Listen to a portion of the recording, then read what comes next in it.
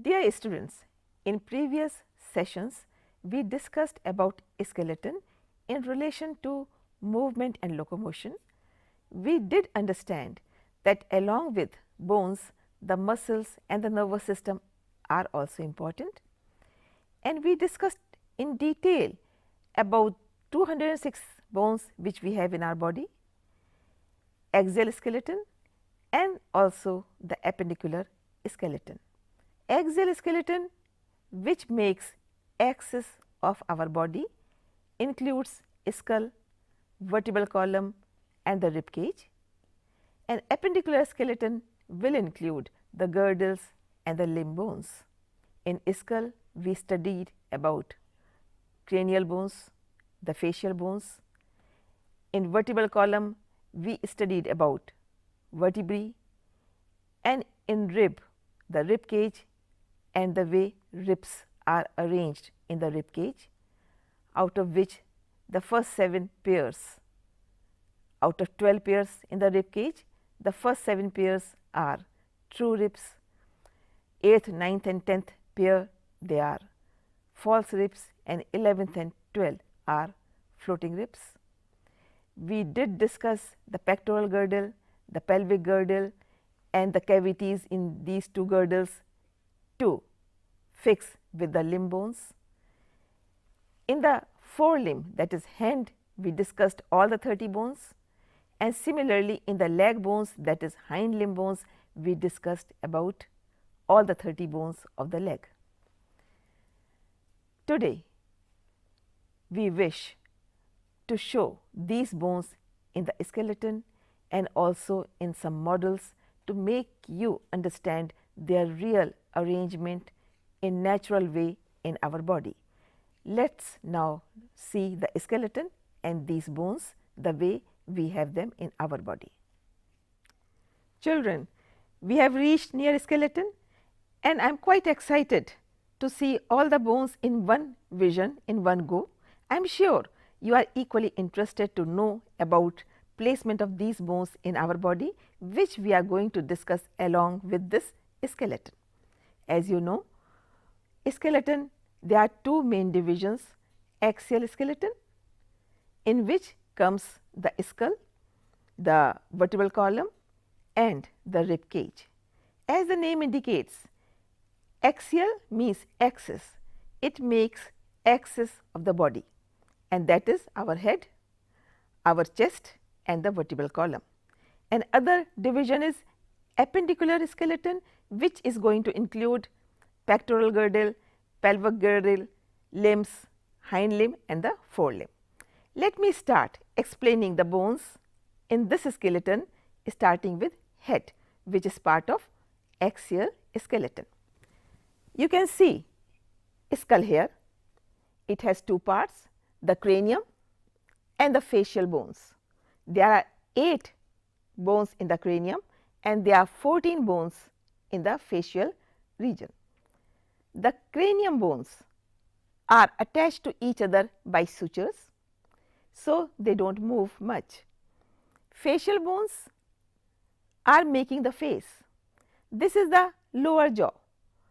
You will be surprised to know that this lower jaw is part of skull, a continuation from skull, and this is the jaw which is movable. The upper jaw is not movable. Try to masticate something and you will see only lower jaw moves, and movement of lower jaw allows you to eat, to speak and use your mouth accordingly. You can also see the eye sockets where eyeball are kept. The eyeball completely fits into this and you can see only the exposed part of the eye. You can also see a small hole here through which the auditory canal goes. It is ear. You can see the arrangement of teeth on the two jaws. So, this is making the skull. Coming to second part of axial skeleton, which is vertebral column. Vertebral column begins here and continues. You can see this part, and now it will continue further. I will see this from this side and as well as this side. this is all vertebral column, and there are 26 vertebrae in our vertebral column. First one is atlas vertebra, on which the head is resting. It is a very delicate junction and very delicate part of our body. The last part of brain, you remember brain is here, and the last part of brain, the medulla oblongata or hindbrain, continues as spinal cord and runs through vertebrae. That means the hind part of brain will run through this atlas, then other vertebrae. For that, each vertebra has a special arrangement. Children, you can see the processes coming here on the back side also, and in the center there is a canal. Through that canal runs our spinal cord, and see what nature has provided a kind of protection for soft spinal cord, which is running from this point up to this point, and it is covered by these vertebrae on all the sides. Why do we have so many small pieces of bones called vertebrae in our backbone or in our vertebral column? So that there is flexibility in our body, we can move our body right, left or forward or backward, and in doing so our spinal cord is not damaged.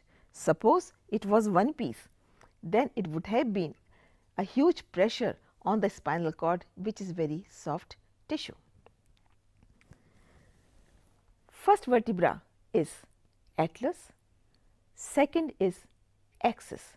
They have different names individually and independently.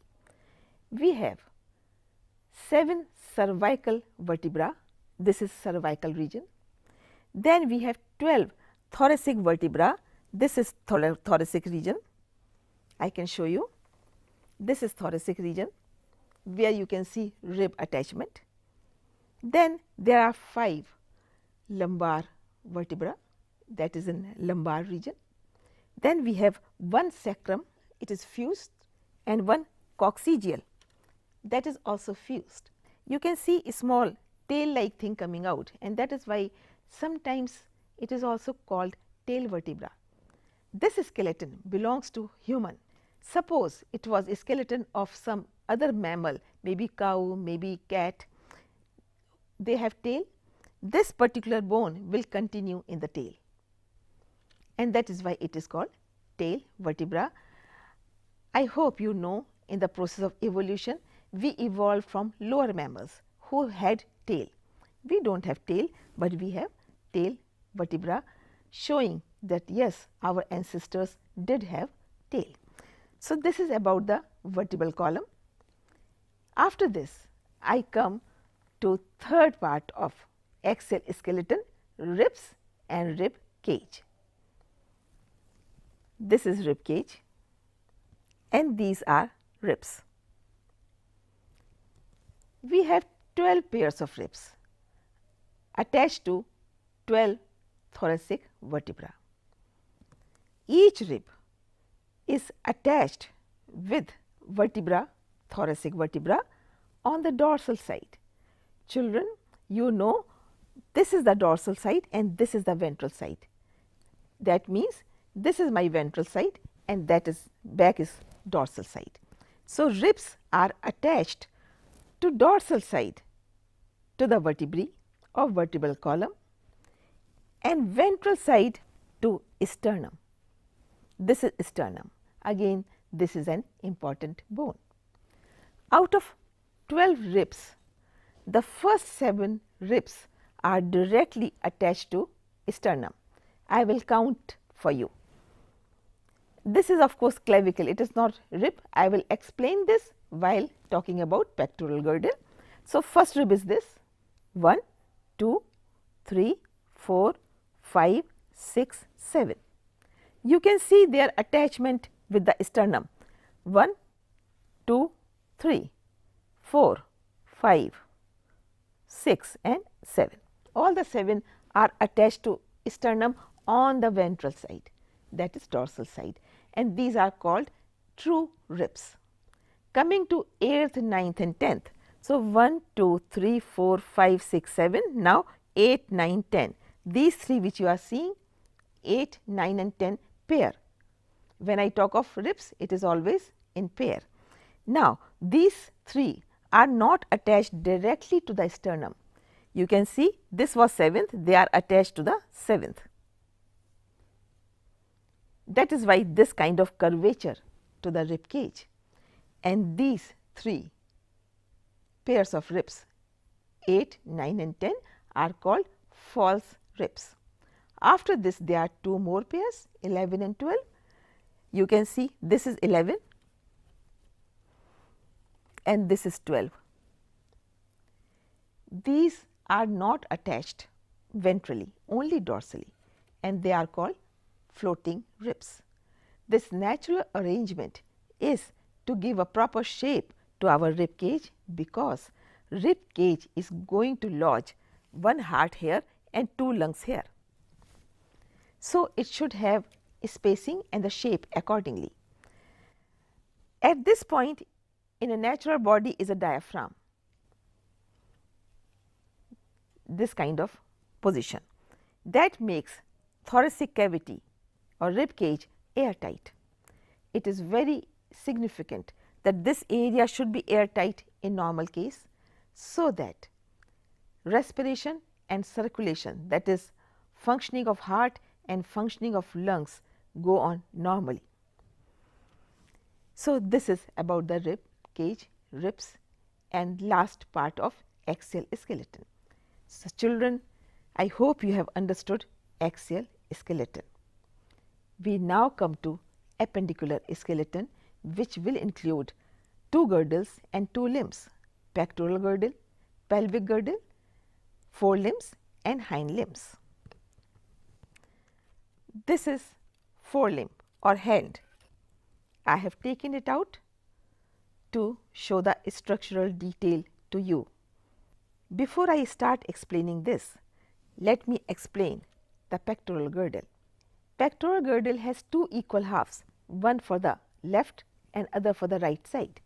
It has a scapula, broad scapula, this is the one, and then it has a spike and a process called acromion process. Then it has a small depression here, a cavity, it is called glenoid cavity, into which our hand will fix. So, this is pectoral girdle, this is hand or forelimb, and we are going to understand bones in our hand. This is humerus, which is the upper part of the hand, and this is head of humerus, the round one, which is fixed in the glenoid cavity of pectoral girdle and is able to move, and that is why we can move our shoulder the way we want. This hand, this attachment is here. So, this is humerus. This is of course elbow. Coming to the lower part of hand, we have 2 bones. Can you see 2 bones? They are called radius and ulna. This one is radius, the strong one, and this slightly thinner one is ulna. Children, you can remember like this: the one towards the little finger is ulna, the one towards the thumb is radius. Now, after this comes the wrist. This is a wrist. There are 8 small bones in wrist. You can see small bones here, and when you make movement of your wrist like this, it is possible because of these small bones. Suppose there was one flat bone, then you could not move your hand or wrist in this fashion. After this will come 5 bones here, which make your palm. So, these are carpals. The wrist bones are also called carpals, and these 5 palm bones are called metacarpals. After that are your fingers. Each finger has 3 bones. Similarly, you can see here.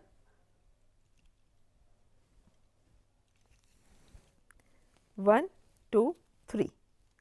1, 2, 3. Whereas thumb has 2 bones, 1, 2. So, total 14 bones.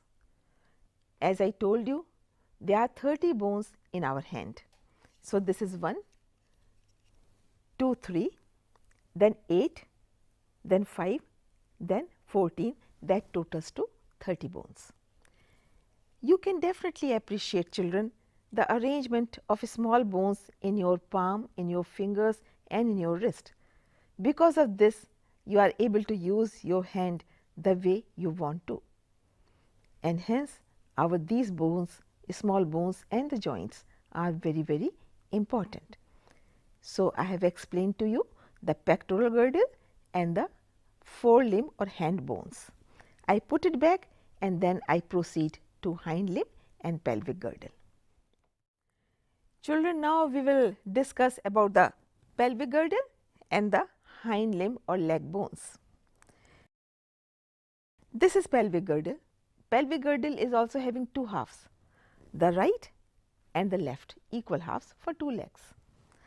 Each half has 3 bones, ilium, ischium, pubis, and 3 join at one point, and that point has a depression